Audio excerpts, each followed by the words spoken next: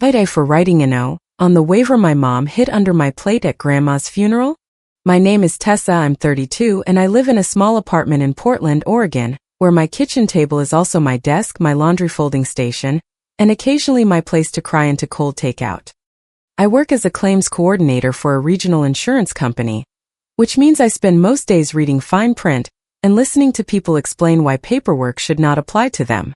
I am not rich, but I am stable. I pay my bills, I keep my plants mostly alive, and my Subaru only makes the concerning noise when I turn left too fast. Until my grandma passed away, I thought the worst thing my family could do was leave me out of holiday photos, unless they needed someone to hold the camera. My younger sister, Sloane, has always been the one my parents bragged about. She had the pretty house in Lake Oswego, glossy hair, a husband in commercial real estate, 2 kids in matching rain boots, and Christmas cards that looked like they came with a scented candle. My parents called her our sunshine. They called me practical, which in my family meant useful but not lovable. I had made peace with it, or at least I thought I had. There is a certain point where you stop expecting your mother to notice you got promoted or your father to ask if your car made it through the winter. You learn to bring a side dish to Thanksgiving, wash the pan before you leave, and not wait for anyone to say thank you. Then my grandma's trust turned my family into people I barely recognized. Grandma Elaine was my mom's mother, but she and I were closer than anyone liked to admit. She lived in an older single-story house near Laurelhurst Park, the kind with yellow kitchen tile, a narrow driveway, and a backyard that produced too many tomatoes every August. Her house smelled like lavender hand soap, old books, and whatever soup she had decided could solve every problem. She was the only person in my family who remembered I liked lemon bars without powdered sugar. She asked about my work without turning it into a comparison to Sloane. She mailed me newspaper clippings with sticky notes that said things like, "This sounds like your kind of nonsense," or, "Call me when you have opinions." The last year of her life was difficult. She had a serious health condition, and after a fall in her kitchen, she needed help with errands, meals, medication reminders, and appointments. My parents announced that Sloane was stepping up because she had a flexible schedule. I offered to help immediately. My mother, Denise, gave me that careful smile she used at church bake sales and family arguments. "That is sweet, Tess, but your sister has it handled." "I can do Saturdays," I said, "or evenings. I am 10 minutes closer than Sloane if traffic is bad." Mom sighed like I had suggested moving Grandma into a storage unit. "You work full-time. Do not make this about proving something." My dad, Martin, added, "Your mother is just trying to keep the peace." That was his favorite sentence. In our family, peace usually meant nobody upsetting Mom, which usually meant me swallowing whatever had just been handed to me.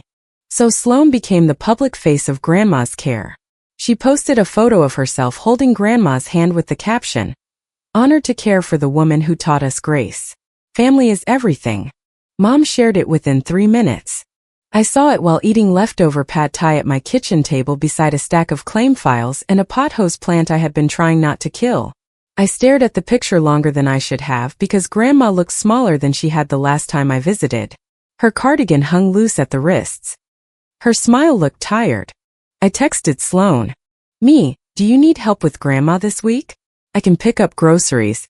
Sloane, "That is sweet, but Grandma is on a special diet now." "Me, what diet?" Sloane, "I have got it covered." That became the pattern. If I asked about doctor appointments, Dad said, "Your sister already took care of it." If I offered to drop off dinner, Mom said, "Do not confuse her routine." If I called Grandma and asked if she needed anything, she would sometimes go quiet for a second before saying, "Oh honey, I am fine." But she did not always sound fine. One night in June, I called after work while rain scratched at my apartment window. I had a Safeway receipt tucked under my elbow and a half-folded basket of laundry on the chair beside me. Grandma answered on the 5th ring. "Hi, Tess," she said, breathless. "Are you okay?" "I just got to the phone. These old legs are filing complaints." I smiled, but something in her voice bothered me. "Did Sloane come by today?" There was a pause. "She is busy," Grandma said. "I can come over." "I am serious." "No. Not tonight." Her voice dropped. "If I ask you for help, do not tell your mother first." I sat very still. What does that mean? It means keep your receipts, Tess. People get funny when there is paper. I thought she meant my job. I worked in claims. Receipts, timelines, signatures, and missing forms. That was my whole life. I dealt every day with people who wanted exceptions to rules they had agreed to in writing. Grandma liked joking that I could smell a bad document through a locked filing cabinet. So I wrote her comment in my notes app because it was odd. Then I let myself be talked out of worrying. 3 months later, she passed away quietly in her sleep after a short hospital stay. My mother handled the memorial lunch at her house in Beaverton with the energy of a woman hosting both grief and a neighborhood committee meeting. White tablecloth, matching plates, Costco sandwich trays transferred onto ceramic platters. A framed photo of Grandma was placed between 2 battery candles like we were in a tasteful hotel lobby. Sloan moved through the house accepting hugs with damp eyes and perfect posture. Wade, her husband, stood near the kitchen island checking his phone when he thought no one was looking. Their kids sat at the breakfast nook in matching navy sweaters, eating grapes one by one like they had been trained for a catalog shoot. I kept finding myself in corners, by the sliding glass door, near the coffee pot, and beside the framed family photos where Sloan appeared in almost every one and I appeared mostly as a shoulder at the edge of a frame. I was holding a paper plate with a turkey sandwich and potato salad when Mom sat beside me. She had her church smile on. That was my first warning. "This is just a formality," she whispered. She slid a folder under my plate. I looked down. "What is this? Do not make a thing of it here." I opened the folder anyway. Inside was a legal waiver or something pretending to be one. It said I agreed not to contest estate distributions and supported Sloan receiving the majority share of Grandma's assets, including proceeds from the sale of Grandma's house. There was no attorney letterhead, no explanation, just a signature line and my name already typed beneath it. My fork went cold in my hand. Why would Sloan receive the majority? I asked. Mom's eyes sharpened. Because she was there. Dad leaned in from my other side. I had not even noticed him approaching, which made me wonder how rehearsed this was. "Tessa," he said under his breath, "today is not the day. For me to ask what I am signing? For you to embarrass your sister." Across the room, Sloan dabbed under one eye with a napkin that still had lipstick on it. Mom pushed a pen toward me. "Your sister gave up a year of her life. You know that." "No," I said carefully. "I know you told me that." Mom's face changed so quickly it almost scared me. Not anger exactly. Something colder. It was like a door locking.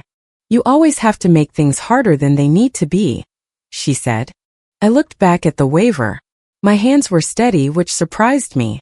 I picked up the pen, wrote no across the signature line, closed the folder and placed it on her lap. I am not signing anything at a lunch table. For a second nobody moved. Then Mom stood, smoothing the front of her black dress. Dad's jaw tightened. Sloan looked over as if she had felt a shift in air pressure. I put my plate in the trash and left before dessert. That night, the family group chat exploded. "Mom, your grandmother would be ashamed of your behavior today." "Dad, you humiliated your sister in front of people." "Sloan, I am not fighting you over money, Tessa. I am just hurt you think my time meant nothing." That last one landed harder than the others. Because I did not think her time meant nothing. I just did not understand why grief required me to sign a legal document between Costco sandwiches and lemon bars. I typed 3 different replies and deleted all of them. Then Mom sent one more.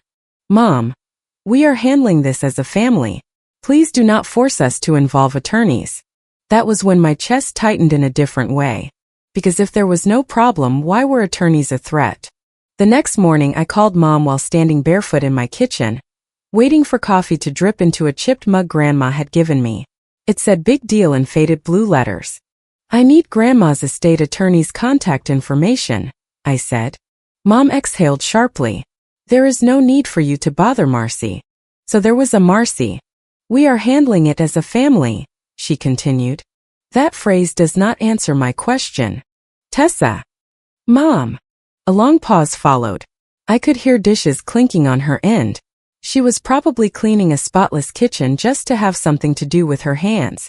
Finally she said, "You are grieving and grief makes people selfish." I laughed once. Not because it was funny, but because my body had rejected every other option. I will find the attorney myself. You will regret this, she said. I hung up before I could ask whether that was a warning or a threat. A few days later, we were allowed into Grandma's house to begin sorting personal items. Allowed was the right word, because Mom treated the house like a restricted area where I was the suspect. Grandma's place looked almost exactly the same, which made it worse. Her wall calendar still had medical appointments written in blue ink. A pill organizer sat on the counter, empty except for one tiny white tablet stuck in Tuesday morning. The freezer was full of containers labeled in black marker. Turkey soup, beef stew, peach cobbler, and Ruth. No onions. I cried over the freezer meals. Not politely either. I stood there with the freezer door open and cried until cold air poured over my knees. Mom appeared in the doorway. We do not have all day, she said. I wiped my face with my sleeve. I know. She hovered while I went through the desk in Grandma's small back room. It was mostly old receipts, stamps, greeting cards, and instruction manuals for appliances she no longer owned. In the bottom drawer, under a folder labeled House, I found a property tax bill clipped to a business card. Marcy Voss. Estate Planning and Elder Law. I slipped the card into my pocket. Mom's voice came from behind me. Did you find something? Just papers. That was true enough. I called Marcy's office from my car in front of Grandma's house. Rain ticked against the windshield. My hands smelled like dust and old envelopes. The receptionist answered, and when I gave my name she went quiet. Then she said, Ms. Voss has been expecting you. That sentence sat in my chest like a rock. Marcy's office was downtown, above a dentist and a travel agency that still had faded cruise posters in the window.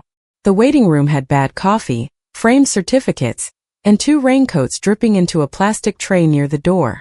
Marcy Voss was 46, maybe, with blunt brown hair and the calm expression of someone who knew exactly how many ways a family could disappoint itself. She shook my hand, offered coffee, and did not seem offended when I said no after smelling it. Your grandmother spoke of you often, she said once we sat down. I swallowed. My family did not mention you at all. I gathered. She opened a folder but kept one hand resting over the papers. Careful. Procedural.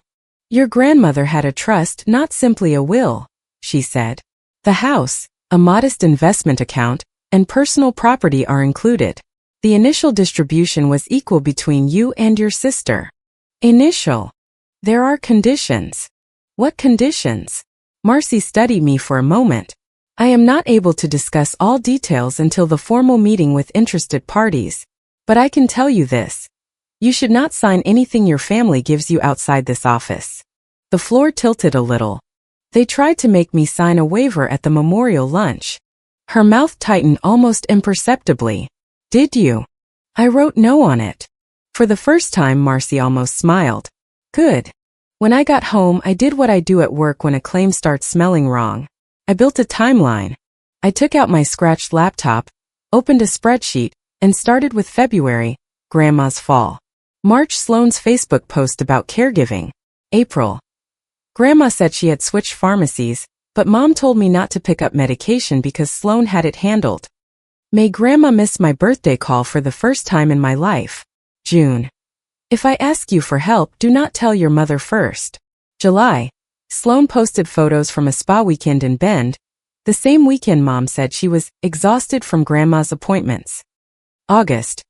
Dad told me Grandma was too tired for visitors, but Ruth texted me a picture of Grandma's tomatoes on the porch. I found grocery delivery confirmations I had canceled because Sloane told me not to interfere. Texts where Mom said she has a routine now. Call logs showing I tried Grandma's landline again and again. A voicemail from Grandma that said, Tess, call me when you can, followed by me calling back 12 minutes later and getting no answer. At midnight, my apartment felt smaller than usual. Rain jackets hung over the backs of chairs. My laundry was still unfolded. My cold takeout sat untouched beside my laptop. I stared at the spreadsheet and realized something that made my stomach hurt. Maybe I had not been absent. Maybe I had been blocked. 2 days before the formal trust meeting, my phone rang during lunch at work. I almost ignored it because I was eating yogurt at my desk and reviewing a claim where a man insisted a tree had come out of nowhere. The number was unfamiliar but local. Is this Tessa? A woman asked. Yes. This is Ruth Bell. I lived next door to your grandmother. I sat up. Hi, Ruth. Is everything okay? No, she said plainly. And I think your grandmother knew it would not be. My hand tightened around the phone. Ruth continued. Elaine told me to wait until they started acting strange. I think we are there. I left work early, claiming a family matter, which was technically the cleanest description available. The rain that afternoon was dramatic even for Portland, turning traffic into a slow silver smear. Ruth lived next door to Grandma in a house with green trim and a porch full of potted herbs. She opened the door before I knocked. She had short gray hair, bright red glasses, and the energy of someone who had seen through everyone since 1984. You look like Elaine around the eyes, she said. No one in my family says that. That is because they do not look at you long enough.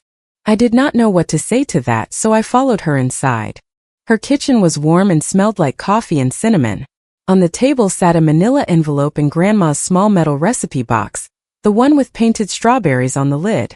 My throat closed. Why do you have that? Because Elaine did not trust your mother. The words were so direct they felt almost impolite. Ruth sat down and tapped the envelope. Your grandmother asked me to keep copies. She mailed some things to herself too.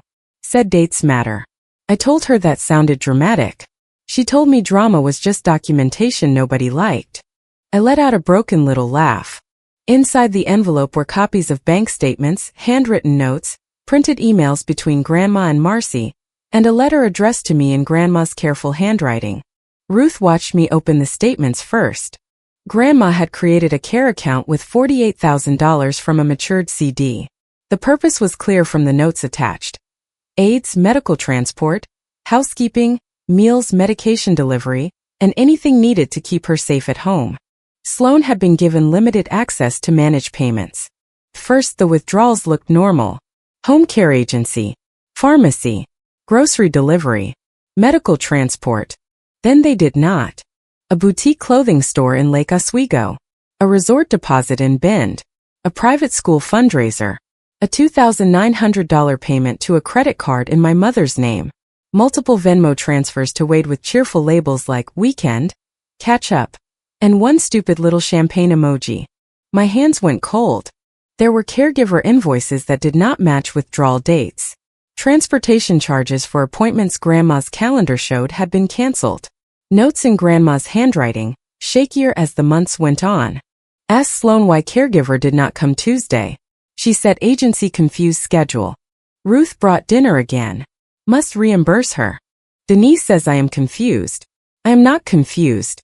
I pressed my fingers to my mouth. Ruth pushed a box of tissues toward me. Keep reading.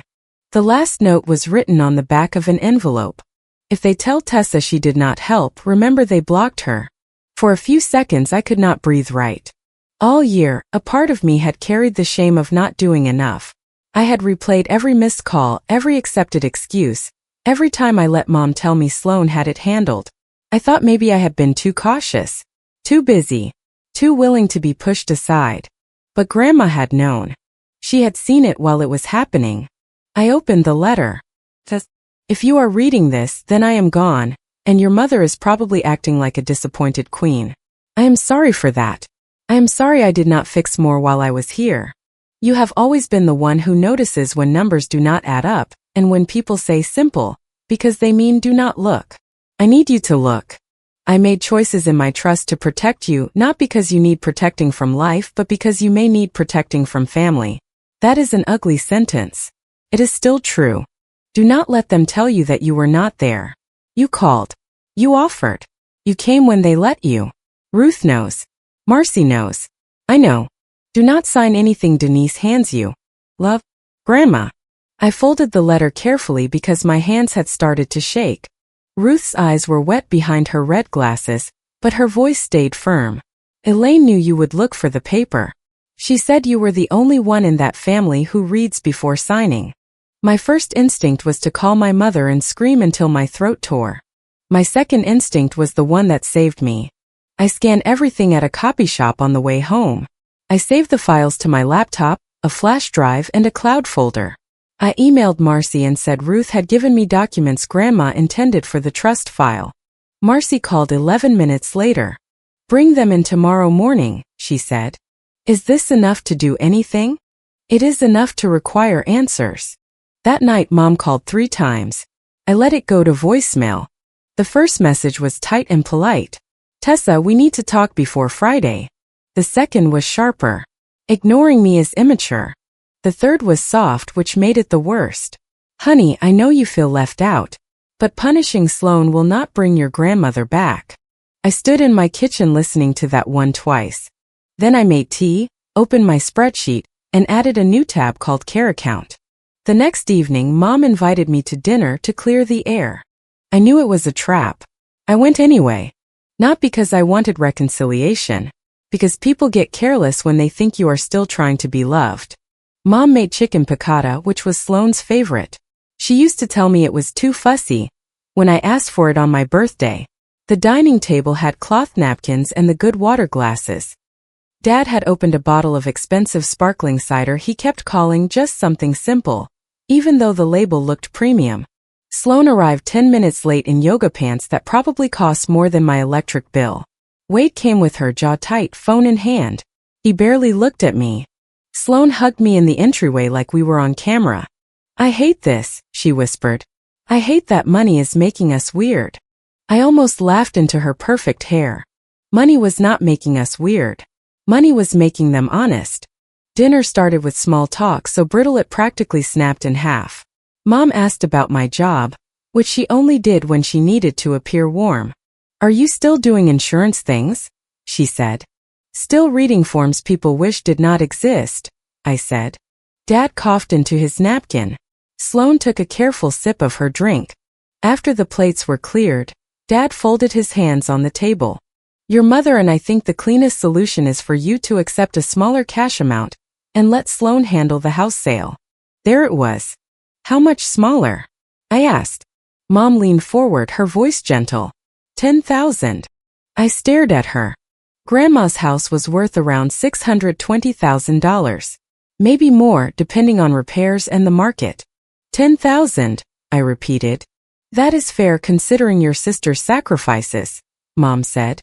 "And frankly, considering your distance this past year." Sloane looked down as if the words pained her too much to hear. Dad added, "Can you not let your sister have this one thing?" That sentence nearly got me. Not because it was persuasive, but because of the decades behind it. Let your sister choose the movie. Let your sister have the front seat. Let your sister announce her pregnancy at your birthday dinner, because the whole family is here. Let your sister have this one thing. I took a sip of water. "Put it in writing," I said. Mom blinked. "What?" "Send the proposal to Marcy." Sloane's smile slipped for half a second. Mom said, "There is no need to make this formal. It is an estate matter. It is already formal." Dad's voice hardened. "Do you not trust us?" I looked around the table.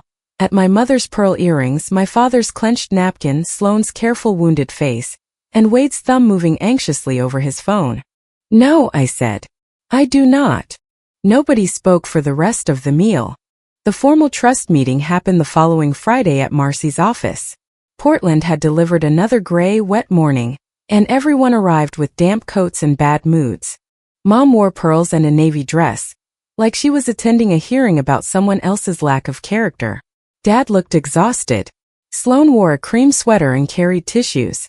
Wade came too, which told me they thought there would be negotiating. Marcy greeted everyone with professional calm and led us into a conference room with a long table, framed certificates, and a coffee setup nobody touched after smelling it. I sat across from Sloane. Mom sat beside her. Dad sat at the end, halfway between sides, which was exactly how he liked to see himself. Marcy began with the basics. Grandma's trust assets. The house. The investment account. Personal property.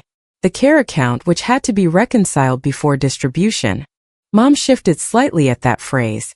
Then Marcy said, "The trust initially provided equal distribution between Tessa and Sloane." Sloane started crying immediately. I do not mean sobbing. It was prettier than that. Controlled. a tear at the corner of one eye, tissue ready before it fell. I am sorry, she said. I do not want to sound selfish. I really do not. But I gave up a year of my life. Mom placed a hand on her shoulder. She did. We all saw it. Dad nodded. No one is saying Tessa does not deserve anything. Generous, I said. Mom shot me a look.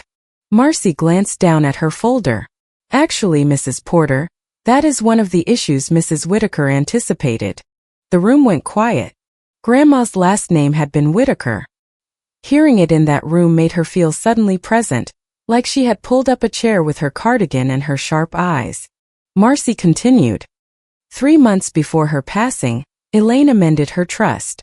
The amendment states that if any beneficiary, or any family member acting in concert with a beneficiary, attempts to coerce another beneficiary into signing away rights, conceals estate documents, or personally benefits from misuse of designated care funds, the trustee may reduce or redirect that person's distribution after review and accounting. Sloane stopped crying. Dad sat up. Elaine was confused near the end. Marcy slid a document across the table. Her capacity was evaluated the same week she signed the amendment. Her physician found her capable of understanding her estate decisions. Mom's lips turned white. That woman had bad days, Mom said. You cannot pretend she was always clear. Marcy's voice did not change. The legal standard is not whether she had bad days. It is whether she had capacity at the time of execution. Wade looked at Sloane. What amendment? Sloane did not answer. Marcy opened another folder. There is also the matter of the care account. Mom's hand dropped from Sloane's shoulder. Marcy did not accuse anyone dramatically. She simply read dates, amounts, and descriptions. Home care agency payments, pharmacy charges, medical transport, then the boutique clothing purchases, the Bend Resort deposit, the private school fundraiser, the Venmo transfers to Wade, the $2,900 payment to a credit card in Denise's name. Dad rubbed both hands over his face. Wade whispered, Sloane. Sloane snapped, do not. It was the first honest thing she had done all morning. Marcy placed copies of Grandma's notes on the table. There are also written concerns from Elaine regarding missed caregiver visits and discrepancies between what she was told and what services were actually provided. Mom turned on me then. Not Sloane. Not Wade. Me. You dug through an old woman's things to punish your sister? There it was, the old family reflex. If the facts were ugly, blame the person holding them. I felt something inside me go quiet. For years, some small, humiliating part of me had wanted my mother to look at me and say, you were right. I am sorry. I see what happened. That part of me sat down in that conference room and finally stopped asking. I opened my folder and placed my own timeline on the table. No, I said. I answered Grandma's question. She asked me to keep receipts. So I did. Marcy looked at me once, then at the documents. I slid over printed call logs showing how often I had tried to reach Grandma. Text messages where Mom told me not to visit because Sloane had it handled. Grocery delivery confirmations Sloane told me to cancel. Screenshots of Sloane's spa weekend post on the same day. She claimed she had taken Grandma to a cardiology appointment. A photo Ruth had texted me of Grandma's porch with a grocery bag Ruth had brought because, according to Grandma's note, Sloane forgot again. Sloane's face had gone blotchy. You have always been jealous of me, she said. Her voice was not soft anymore. I looked at her, really looked at her. The perfect hair. The cream sweater. The trembling mouth. My little sister, who had learned early that being adored was easier than being accountable, and then built an entire life around never letting the lighting change. No, I said. I was jealous of the version of you they loved. I do not want that anymore. Mom made a small sound like I had slapped her. Dad said, Tessa, enough. I turned to him. You signed a statement saying Sloane provided daily care. His eyes flicked to Marcy. I knew then. I knew before anyone said it. Marcy turned a page. That statement is part of the file, yes. It conflicts with the agency records and Elaine's notes. Dad's face went gray. It was just to support what we all knew, he said weakly. What you all needed, I said. Wade pushed his chair back and stood. I need air. Sloane grabbed his wrist. Sit down. He looked at her hand, then at the papers on the table and pulled away. Real life does not usually give you the satisfaction of sirens or dramatic arrests. No one burst through the door. No one confessed in a dramatic speech. Marcy did not pound the table or call anyone a lawbreaker. She just kept everything procedural, which somehow made it worse for them. The trust requires a full accounting of the care account before any distribution, she said. Any misused funds must be repaid or deducted from the responsible beneficiary's share. Funds received by non-beneficiaries will be documented and may be subject to recovery. Given the attempted waiver and the discrepancies now in the record, the house sale will not be controlled by Sloan. A neutral fiduciary will oversee administration. Mom stared at Marcy as if dignity alone might reverse the conversation. This will destroy our family, she said. I almost believed she meant it. But what she really meant was, this will destroy the version of our family I can post about. Marcy closed the folder. Elaine was clear about her intentions. Sloan laughed once, sharp and ugly. Of course she was. Grandma always favored Tessa. That one almost made me smile because it was so absurd. Grandma had not taken me on shopping trips. She had not paid for my wedding because I had never had one.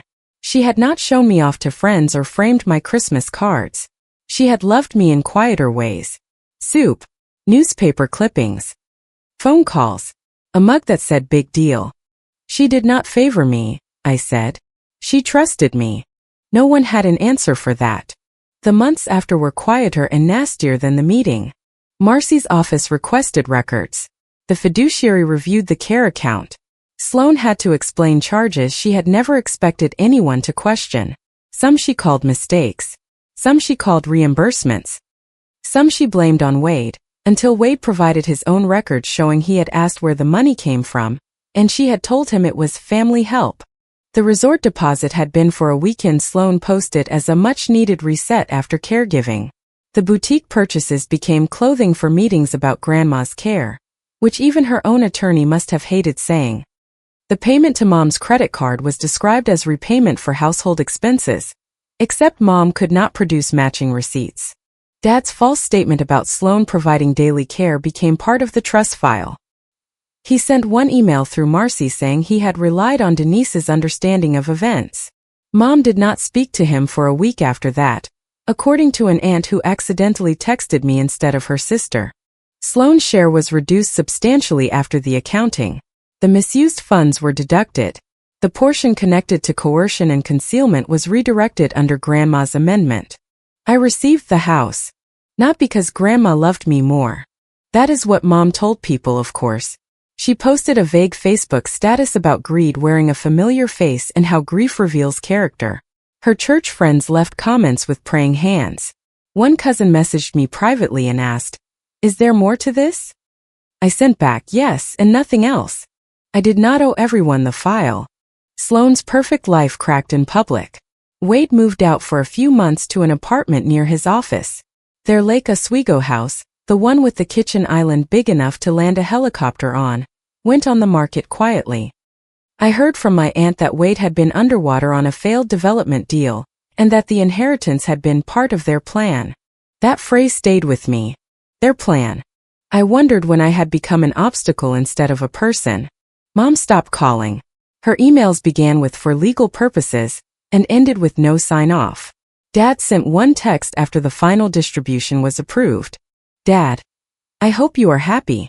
I stared at it for a long time from my kitchen table, the same table where I had built the timeline that changed everything.